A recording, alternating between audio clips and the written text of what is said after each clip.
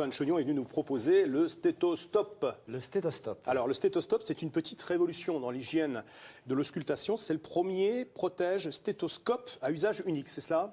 Tout à fait. Bon, tout le monde connaît le stéthoscope, que connaît dans d'autres émissions, comme Urgence, par exemple. Et il y avait un problème depuis 10 ans, c'est qu'on ne savait pas comment faire que les stéthoscopes soient propres. Alors, le stéthoscope, c'est quelque chose qui se met partout sur le corps quand le médecin vous ausculte. Donc, il prend votre tension, mais aussi il écoute votre cœur, il écoute vos poumons. Donc, c'est quelque chose qui se balade sur tout le corps. Et il y a des mycoses qui peuvent être transmises par un stéthoscope. Vous avez le staphylocoque doré qu'on trouve sur le stéthoscope. Enfin, il y a plein de bactéries. C'est un milieu bactérien très, très riche. Donc, on s'est posé la question de savoir un petit peu comment on pourrait faire pour trouver une solution simple, économique, pour limiter tout risque de contamination. Alors, cette solution, vous la proposez aujourd'hui?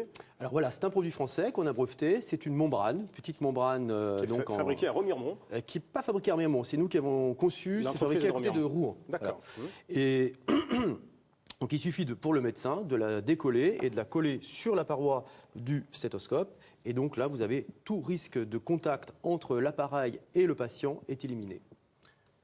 Voilà. Ouais, parce que l'objectif, c'est de lutter donc contre les maladies, contre les affections associées aux soins. Voilà. Les affections des soins, ou autrement les infections nosocomiales. Si on veut. Est-ce qu'il y a des études qui montrent son efficacité? Alors oui, puisqu'il y a une étanchéité complète aux bactéries. Alors la particularité du produit, c'est pas seulement une petite paroi, une petite étiquette, c'est que le produit est parfaitement étanche aux bactéries, ce qui n'est pas si facile que ça avec du plastique, parce qu'il y a certains plastiques qui sont perméables. Et puis la deuxième chose, c'est ce qui a fait l'objet de notre brevet, c'est que ce produit est complètement perméable au son. C'est-à-dire que l'audition n'est absolument pas modifiée. D'accord. Et il ne fallait pas qu'un médecin, par exemple, ne puisse pas entendre un bruit cardiaque à cause de cette petite membrane. D'accord. Voilà. Donc une fois que c'est utilisé, on jette? Alors on le jette, donc ce n'est pas encore une version biodégradable, mais on y pense. D'accord, super. Il est destiné qu'aux professionnels? Alors, il est destiné aux médecins, donc le médecin en cabinet. Il est également destiné aux médecins hospitaliers.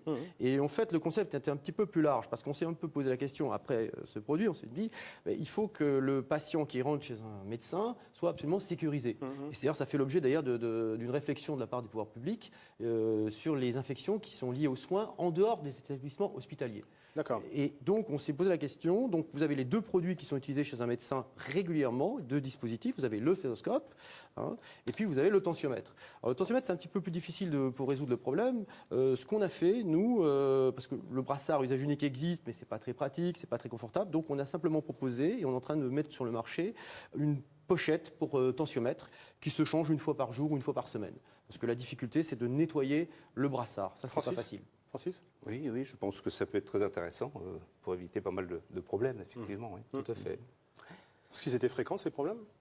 Il y a alors au niveau de, comme je pense, hein. oui, déjà. Bon, aujourd'hui, c'est-à-dire qu'aujourd'hui, il y a une vraie étude. On commence à faire des études très précises pour savoir quelles sont les infections liées aux soins. Sur le stéthoscope, on a des cas très précis de contamination, notamment lorsqu'il y a des blessures. Lorsque quelqu'un, par exemple, une opération thoracique, oui. et donc là, vous risquez de mettre du staphylocoque doré, c'est arrivé. Au Canada, il y a des cas de personnes qui sont même décédées. Vous avez les mycoses qui sont tout à fait avérées. Et puis, bon, il y a encore beaucoup de cas qu'on ignore. Donc le conditionnement, c'est en boîte pour les stéthoscopes. Le stéthoscope, c'est en boîte. Voilà. Donc ça a été pensé et réfléchi à Remiremont et fabriqué du côté à Rouen. C'est fabriqué chez quelqu'un qu'on n'a pas la capacité de fabrication. C'est assez technique. Donc il fallait qu'on sous-traite la fabrication. On l'a fait en France. Une info, une actualité. Vous participez demain à 2 journées consacrées à l'hygiène médicale à Nancy. Voilà. Donc nous allons présenter ces produits à tout le secteur de la santé en Lorraine. Donc aux journées d'hygiène du Séclin qui ont lieu à la faculté de Nancy, de médecine de Nancy. Et donc on va rencontrer en fait tous les hygiénistes, les médecins du Grand Est de la France.